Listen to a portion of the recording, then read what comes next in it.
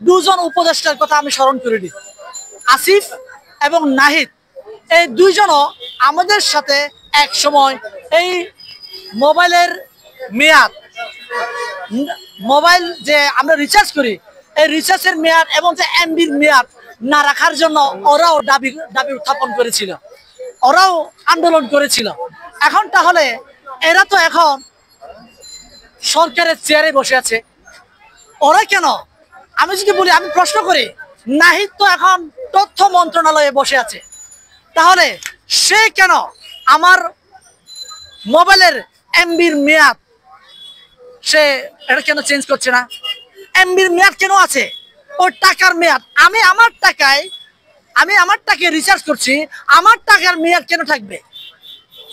আমি যদি বলি বাংলাদেশে যদি 1 কোটি ইউজার যদি আমি হিসাব করি, 1 কোটি ইউজার থেকে 1 টাকা যদি প্রতি মাসে ওরা যদি কেটে নিয়ে যায়, তাহলে বছরে কয় কোটি টাকা ওরা কেটে নিয়ে যাচ্ছে?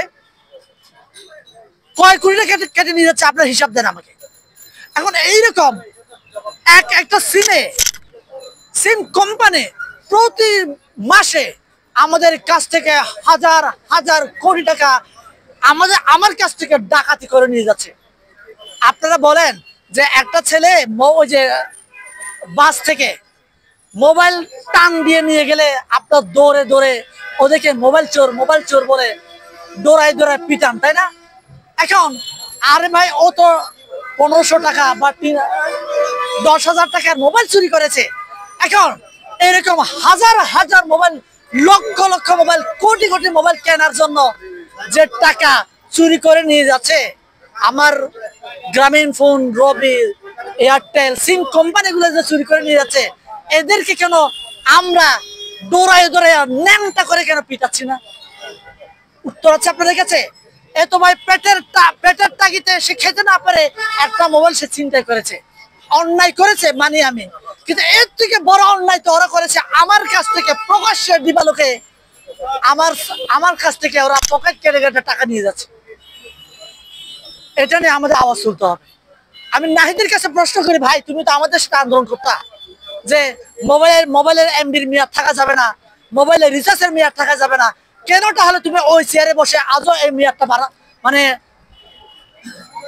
মানে কি বলে মেয়াদটা বাতিল না করে বরঞ্চ তুমি আমার মোবাইলের ভ্যাট ট্যাক্স আবার মানে 42% নাকি 46% ট্যাক্স বাড়িয়েছে।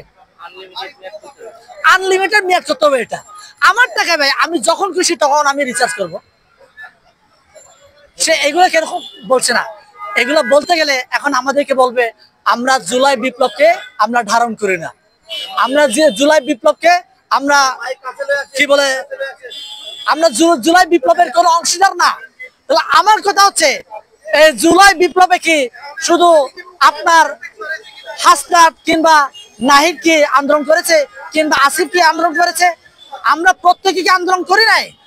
আমরা প্রত্যেকে আন্দোলন করেছি ভাই। এখন এই জন্য ওই বিভাজনের রাজনীতি আমরা যদি করি, তাহলে এই যে এই ভ্যাট ট্যাক্সের টাকা ইস্যুর পর একটা ইস্যু আসবে। শেখ হাসিনা সরকার কি করতে জানেন? একটা ঘর পুড়ে গেছে, একটা সেনা অফিসারকে মেরে ফেলা হয়েছে। ওই সেনা অফিসারকে যাতে করে বাংলাদেশের মানুষ বিচার চাইতে না পারে, এই জন্য কোন এক কোনায় গিয়ে আগুন দিয়ে দিবে কোন এক ভবনে। আমার সাংবাদিক ভাইরা সকল মিডিয়া, ওই মতিঝিলের ভবনে আগুন লেগেছে, এই আগুন নিয়ে মিডিয়াতে গত একটা হাস্যকর একটা নিউজের কথা বলতে যদিও খারাপ শোনায়, একটু হাস্য মানে বাস্তবতা, আমাদের বাংলাদেশের মিডিয়ার বাস্তবতা বলি আমি। এটা লেখছে স্ত্রী স্বামীর ডট করতে